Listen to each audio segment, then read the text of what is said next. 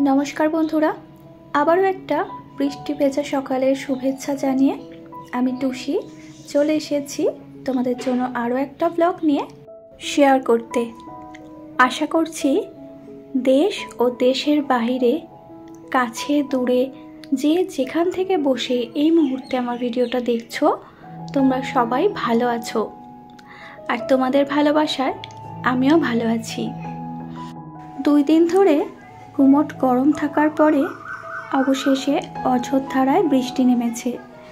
সেই বৃষ্টিটাই আমি একটু জানালা দিয়ে দাঁড়িয়ে উপভোগ করছিলাম আর তোমাদের সাথে সেটা শেয়ারও করলাম। বৃষ্টি দেখতে আমার বরাবরই ভীষণ ভালো লাগে। জানালা দিয়ে ঝাপটা আসছিল বলে বাইরে এসে আবার দেখছিলাম।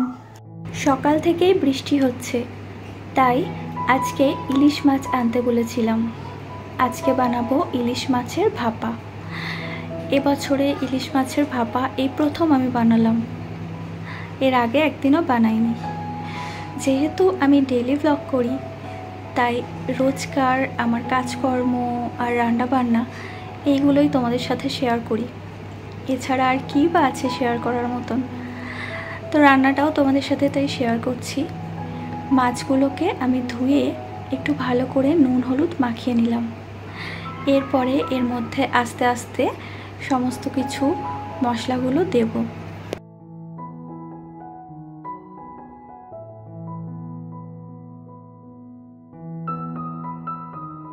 মাছগুলো নুন হলুদ মাখিয়ে এরপরে এর মধ্যে সর্ষে বাটা দিয়ে দিলাম। সর্ষে আর কাঁচা লঙ্কা আগে থেকে বেটে রেখেছিলাম, সেই সর্ষে বাটাটা এর মধ্যে ভালো করে মাখিয়ে দিতে হবে। আমার কাছে কালো সর্ষে খুব কমই ছিল, তাই সাদা সর্ষে দিয়ে 2 রকম সর্ষে মিশিয়ে বাটা করে দিয়েছি।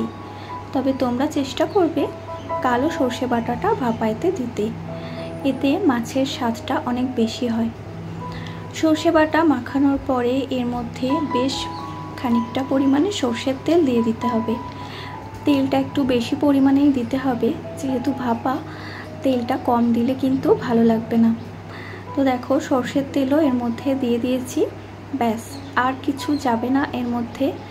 এবারে এই মাছগুলোকে একটা বাটির মধ্যে এইভাবে দেখো একটা কলা পাতা বিছিয়ে নিয়েছি। কলা পাতাটা একটু সাইজে বড় ছিল, সেজন্য ভাঁজ দিয়ে দিয়েছি। মাপ করে ঠিক করে কেটে নিলে এতটা ভাঁজ করতে হয় না। এখন আমি এর মধ্যে মাছগুলো এক পিস করে এইভাবে সাজিয়ে দিয়ে দেব। বড় মাপের যদি টিফিন কৌটো থাকে তাহলে টিফিন কৌটোর মধ্যে দিলেও এই ভাপাটা অনেক ভালো হয়। মাছগুলো দেওয়ার পর কাঁচা লঙ্কা চিড়ে রেখে দিয়েছিলাম, সেই চিরা কাঁচা লঙ্কাগুলো মাছের উপরে এইভাবে দিয়ে দিলাম।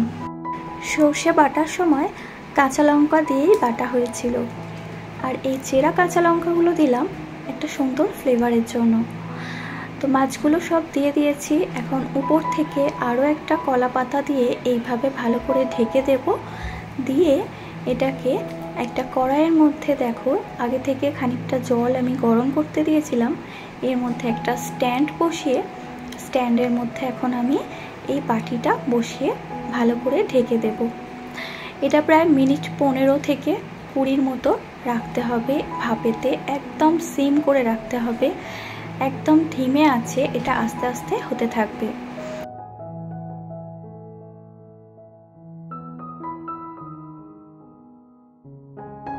কুড়ি মিনিট রাখার পরে আমি গ্যাসের ফ্লেমটা বন্ধ করে দিয়েছি। দিয়ে এখন এই ঢাকনাটা খুলে দেখব কতটা কি রেডি হয়েছে। আর কলা পাতার ঢাকনাটা যেই সরিয়েছি পুরো রান্নাঘর ইলিশ মাছের গন্ধে একদম মম করছে।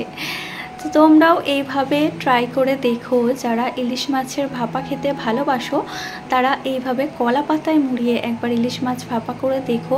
সত্যি খেতে দারুণ হয়, অসাধারণ হয়, ফ্লেভারটা আরও সুন্দর হয়। দেখো একদম রেডি হয়ে গেছে আমার ইলিশ মাছের ভাপা। আমি এর আগে বানিয়েছি, তবে কলা পাতায় মুড়িয়ে বানাইনি কখনো। আজকেই প্রথম কলা পাতায় মুড়িয়ে বানালাম। এর স্বাদটা আর একটু বেটার হয়েছিল অন্য দিনের তুলনায়।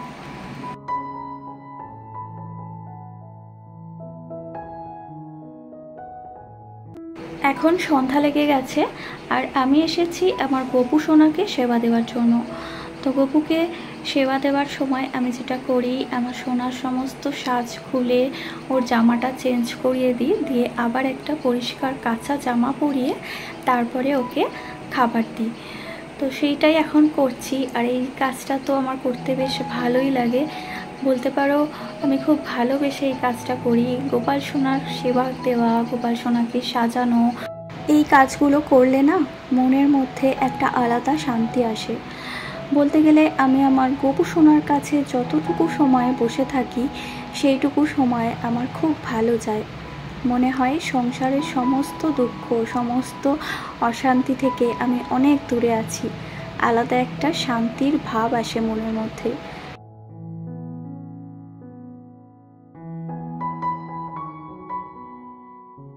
যে সমস্ত বন্ধুরা এই মুহূর্তে আমার ভিডিওটা দেখছো, তোমাদের যদি আমার ভিডিওর কোনো অংশ ভালো লেগে থাকে তাহলে একটা লাইক করে কমেন্ট করো, কারণ তোমাদের কমেন্টগুলো আমাকে আগামী দিনে আরও সুন্দর সুন্দর ভিডিও বানাতে উৎসাহ দেবে।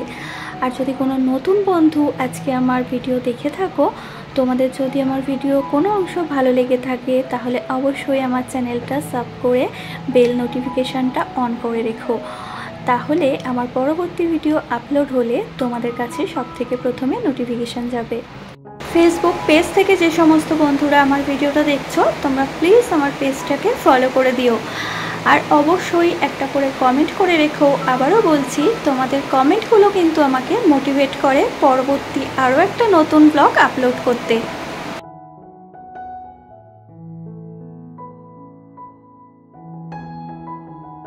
সন্ধ্যাবাতি দেখানোর পর যথারীতি রান্নাঘরে চলে এসেছি আর চাটাও আমি বসিয়ে দিয়েছি, কারণ সকালবেলা আর সন্ধ্যাবেলা এক কাপ করে চা না খেলে আমার কিছুই ভালো লাগে না। এটা বলতে পারো আমার একটা সুঅভ্যাস, অনেকের কাছে এটা বদ অভ্যাসও মনে হয়। তো যাই হোক, কী আর করবো বলো, চায়ের নেশাটাও বড্ড মারাত্মক নেশা। খুব বেশিবার যে চা খাই এমনটাও না, সারাদিনে দুবারই চা খাই, কিন্তু এই দুটো টাইম চা না খেলে মনে হয় যেন কোনো কিছুই খাওয়া হলো না। তো চলো বন্ধুরা, চা একদম রেডি হয়ে গেছে, আমার আর তর সইছে না। এখন আর বেশি কথা বলবো না, আজকের ব্লগটা এখানেই শেষ করছি। দেখা হবে তোমাদের সাথে আবার পরবর্তী ব্লগে। ততক্ষণ পর্যন্ত সবাই খুব ভালো থেকো, সুস্থ থেকো, টাটা।